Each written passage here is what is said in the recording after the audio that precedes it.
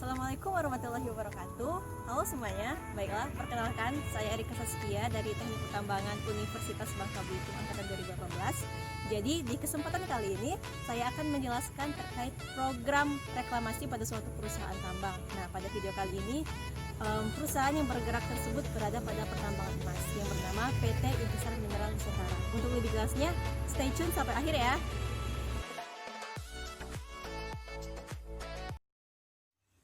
Baiklah, yang pertama ini saya akan menjelaskan terkait status pemegang izin usaha pertambangan dengan nama perusahaannya yaitu PT Intisar Mineral Nusantara yang berada di Jalan Raya Taliwang, nomor 5 Sumbawa Barat 84455, Nusa Tenggara Barat, Indonesia dengan nomor telepon 024 7854 321, di mana perusahaan ini dipegang oleh Erika Saskia sebagai direktur utama, yang mana lokasi kegiatan reklamasi ini berada di Desa Sekongkang, Kecamatan Sekongkang, Kabupaten Sumbawa Barat, Provinsi Nusa Tenggara Barat, dengan bidang usaha pertambangan emas. Baiklah, selanjutnya ini saya akan menjelaskan terkait status perizinan. PT Intisar Mineral Nusantara merupakan perusahaan pertambangan emas yang mendapatkan 2 izin usaha pertambangan. Yang pertama itu izin usaha pertambangan eksplorasi seluas 1.500 hektar dan juga izin usaha pertambangan operasi produksi seluas 750 hektar. Nah, izin usaha pertambangan ini diperoleh berdasarkan Surat Keputusan Bupati Sumbawa Barat nomor 199/8/DPE/2020 tentang pemberian izin usaha pertambangan eksplorasi bahan galian kepada PT Intisar Mineral Nusantara pada tanggal 13 Agustus 2020. Adapun untuk izin usaha pertambangan operasi produksi sendiri seluas 750 hektar ini diberikan berdasarkan Surat Keputusan Bupati Sumbawa Barat pula nomor 3/11/DPE/2020 tentang pemberian izin usaha pertambangan pada tanggal 1 November 2020. Baiklah, pada slide berikut ini teman-teman bisa melihat peta lokasi izin usaha pertambangan operasi produksi PT Intisar Mineral Nusantara, yang mana peta ini dibuat menggunakan software ArcGIS, yang mana sumber petanya sendiri itu berasal dari Sasplanet. Setelah kami melakukan digitasi dan juga layering peta, maka tampilan dari peta operasi produksinya seperti gambar berikut. Adapun PT Intisar Mineral Nusantara ini memiliki 2 luang bukaan, yaitu pit batu biru dan juga pit batu merah. Sedangkan untuk data koordinatnya sendiri, PT Intisar Mineral Nusantara ini memiliki nilai koordinat yaitu 116 derajat 48 menit 0 detik bujur timur sampai 116 derajat 56 menit 0 detik bujur timur, dan juga 9 derajat 2 menit 0 detik lintang selatan sampai 8 derajat 36 menit 0 detik lintang selatan.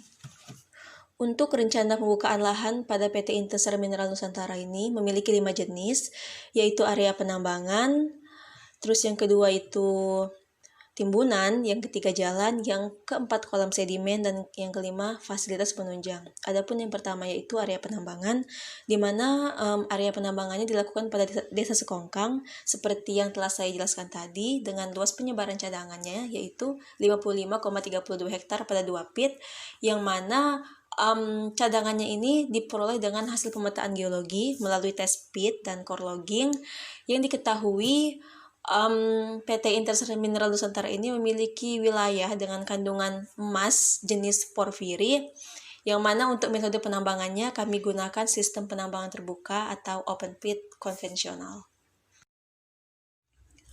Pada slide berikut ini saya tampilkan terkait umur tambang pada PT Intisar Mineral Nusantara yang terdapat pada 5 periode, yaitu tahun 2021, 2022, 2023, 2024 sampai 2025. Nah, untuk tiap tahunnya sendiri, overburden yang dikupas itu ditargetkan sekitar 60.000 meter kubik, sedangkan biji emas tertambang ditargetkan sekitar 1 juta meter kubik.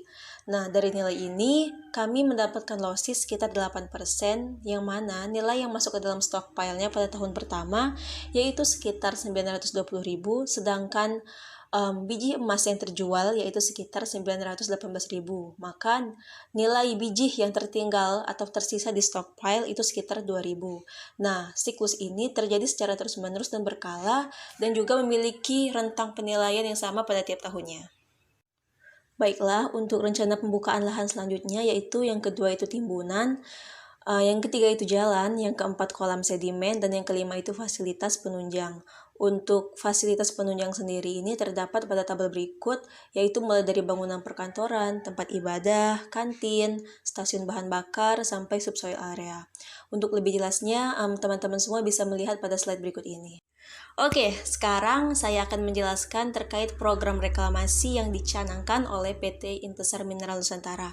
Adapun PT ini menargetkan sekitar 7 program reklamasi, yang mana yang pertama itu merupakan lahan yang akan direklamasi, meliputi lahan bekas tambang, timbunan batuan penutup, jalan tambang, bekas kolam sedimen, fasilitas penunjang. Adapun yang kedua itu pengaturan teknik dan peralatan reklamasi lahan, yang mana untuk topsoil dan subsoil area ini akan ditaburi dengan overburden, di mana dilakukan pengontrolan erosi yang menggunakan alat ekskavator dan juga dump truck. Kemudian, untuk program reklamasi yang ketiga, yaitu penata gunaan lahan. Tata guna lahan pada areal yang akan direklamasi akan memiliki beberapa tahapan, seperti penimbunan material overburden yang berasal dari luar daerah tambang, yaitu dari daerah waste dump. Nah, proses ini mengadaptasi metode backfilling, di mana lokasi area yang akan dilakukan tata guna lahan berkisar sekitar 500 hektar. Nah, selanjutnya pada program reklamasi yang keempat, yaitu revegetasi, di mana revegetasi ini merupakan jantungnya dari reklamasi. Kita tahu semua teman-teman bahwa proses revegetasi ini diawali dengan penebaran tanah pucuk atau topsoil, kemudian membentuk struktur pengendalian air untuk mengaplikasikan pupuk serta menebar benih pohon yang diikuti dengan pemeliharaan berupa pemberantasan hama dan juga gulma. Nah, pada PT Intesar Mineral Nusantara dilakukan revegetasi sekitar 85 hektar. Untuk jenis tanamannya sendiri, kami menggunakan 2 tanaman khusus atau flora khas dari daerah Nusa Tenggara Barat, yaitu kayu ajan kelicung dengan nama latin Diospyros macrophylla dan juga lempayan atau jabon atau Anthocephalus sinensis. Pemilihan jenis tanaman ini didasarkan pada karakteristiknya yang mudah menyesuaikan dengan wilayah tersebut, di mana tanaman ini pastinya akan ditanam pada lahan bekas tambang, yang mana kecepatan tumbuh dan juga bagaimana tanaman ini beradaptasi itu akan sangat mempengaruhi keberhasilan dari program revegetasi ini. Selain itu, kita ketahui bahwa kayu ajan kelicung dan juga lempayan itu memiliki kekhasan dan juga memiliki nilai ekonomis yang tinggi jika nantinya tanaman ini berhasil dan sukses ditanam, yang mana untuk kayu ajan kelicung sendiri memiliki nilai ekonomis tinggi dikarenakan kualitasnya yang sangat bagus dan banyak digunakan pada bahan bangunan, bagian kapal, patung, serta ukiran dan kerajinan tangan lainnya. Sedangkan lempayan yang merupakan tanaman penutup ini memiliki kecepatan tumbuh yang sangat bagus dengan kualitasnya juga yang tidak kalah dengan tanaman lain, yang mana cocok digunakan pada sumber-sumber industri seperti mebel, kayu lapis, korek api, dan bahan kertas lainnya.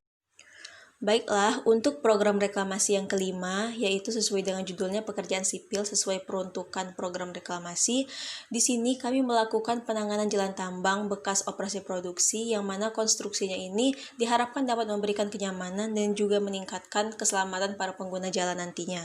Adapun yang keenam, yaitu rencana pemanfaatan lubang bekas tambang, di mana nantinya PIK ini akan dilakukan stabilisasi lereng, pengamanan lubang bekas tambang, pemulihan, dan juga pemanfaatan kualitas air. Adapun yang ketujuh yaitu pemeliharaan, yang akan dilakukan sebagai bentuk cross-check terhadap program reklamasi yang telah dikonsepkan sebelumnya. Oke, pada slide berikut ini, teman-teman semua dapat melihat peta situasi rencana reklamasi PT Intesar Mineral Nusantara, di mana untuk PIT-nya sendiri sudah kami bagi menjadi 5 periode, yaitu pada periode 1 sampai periode 5, dan juga kami sudah menggridkan nilai dari lokasi disposalnya, stockpile-nya, pembangkit listrik, bengkel, kantor, dan lain sebagainya. Adapun untuk lebih jelasnya, yaitu tampak pada slide berikut ini. Oke, pada bagian ini saya akan menjelaskan terkait kriteria keberhasilan. Nah, adapun kriteria keberhasilan ini terbagi menjadi dua, yaitu kriteria keberhasilan reklamasi program revegetasi dan juga kriteria keberhasilan reklamasi program bentuk lain. Nah, adapun pada revegetasinya itu tampak pada slide berikut.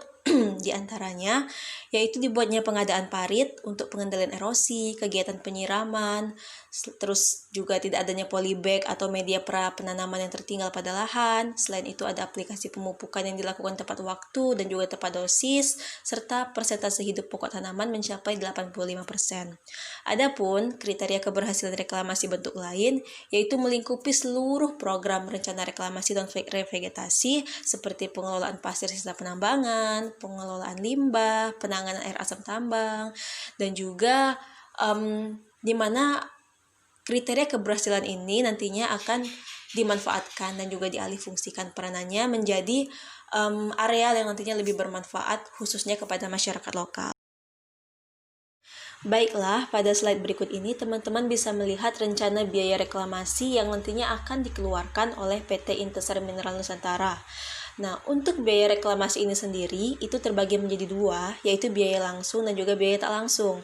Adapun pada biaya langsung itu terdiri dari biaya penatagunaan lahan, biaya revegetasi, biaya pencegahan dan penanggulangan air asam tambang, biaya pekerjaan sipil pada program reklamasi, dan juga biaya pemanfaatan lubang bekas tambang. Adapun total dari biaya langsung ini sendiri yang sudah dikalikan dengan 5 tahun atau 5 periode, yaitu sebesar 2.227.266.800 rupiah. Untuk biaya tak langsungnya sendiri itu terdiri dari 4 komponen, yaitu biaya mobilisasi dan demobilisasi sebesar 2,5%, biaya perencanaan reklamasi sebesar 6%, biaya administrasi sebesar 5%, dan biaya supervisi sebesar 2%. Adapun total biaya tidak langsung yang nantinya akan dikeluarkan yaitu sebesar Rp345.226.354. Nah, untuk biaya totalnya sendiri itu merupakan rekapitulasi rencana biaya reklamasi yang dijumlahkan antara biaya langsung dan juga biaya tidak langsung. Di sini sudah kami dapatkan nilainya yaitu sebesar Rp2.572.493.154. Hai, gimana? Udah paham belum terkait program rencana reklamasi pada suatu perusahaan? Kalau belum,